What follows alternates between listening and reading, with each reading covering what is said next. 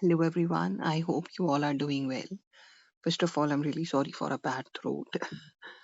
So now I'm going to discuss the literary term post-colonialism.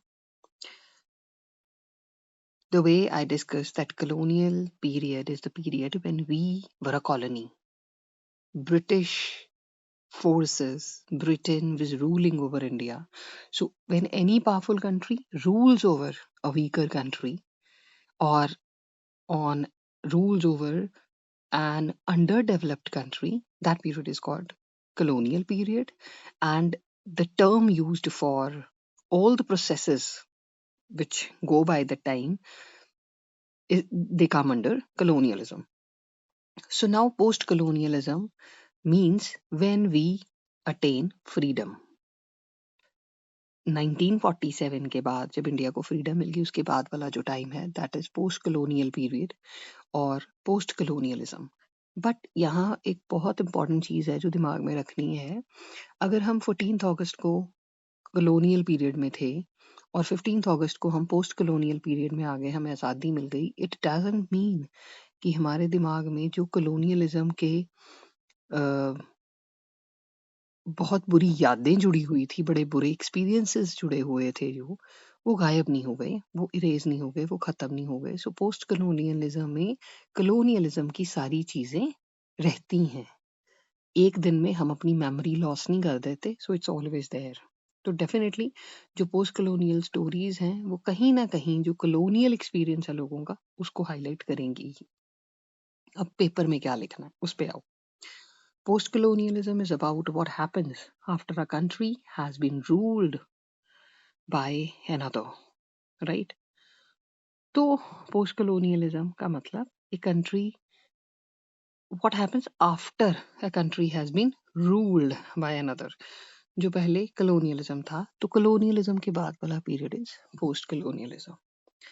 It focuses on how people and cultures rebuild, remember, and deal with the effects of being colonized. तो main focus इसमें क्या रहेगा कि it will deal with the experience of people during colonial period और during colonialism. So simple line इसकी क्या बनेगी?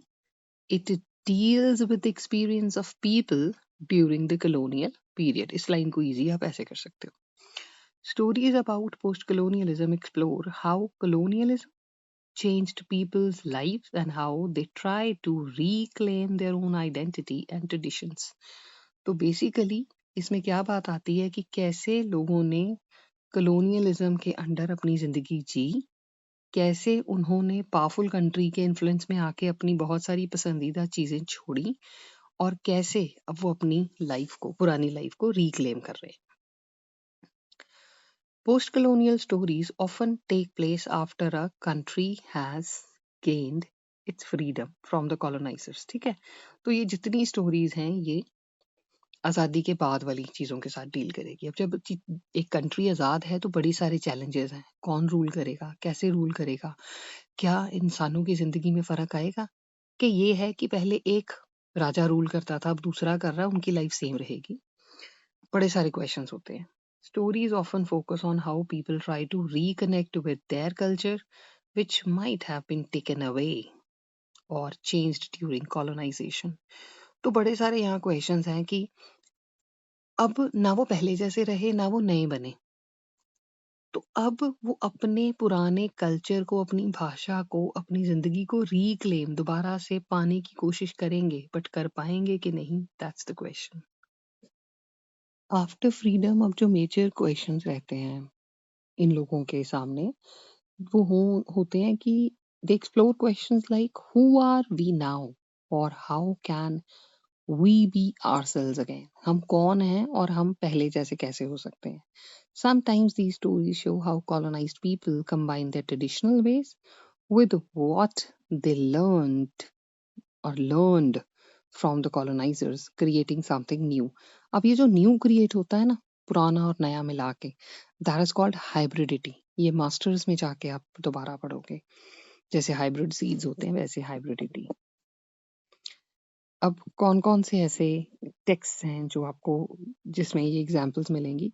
Things Fall Apart by Chinua Achebe shows how a village in Africa struggles after colonization changes their way of life.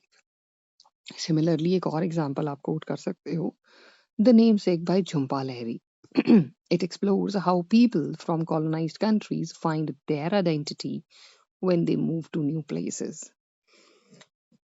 In short, in simple words,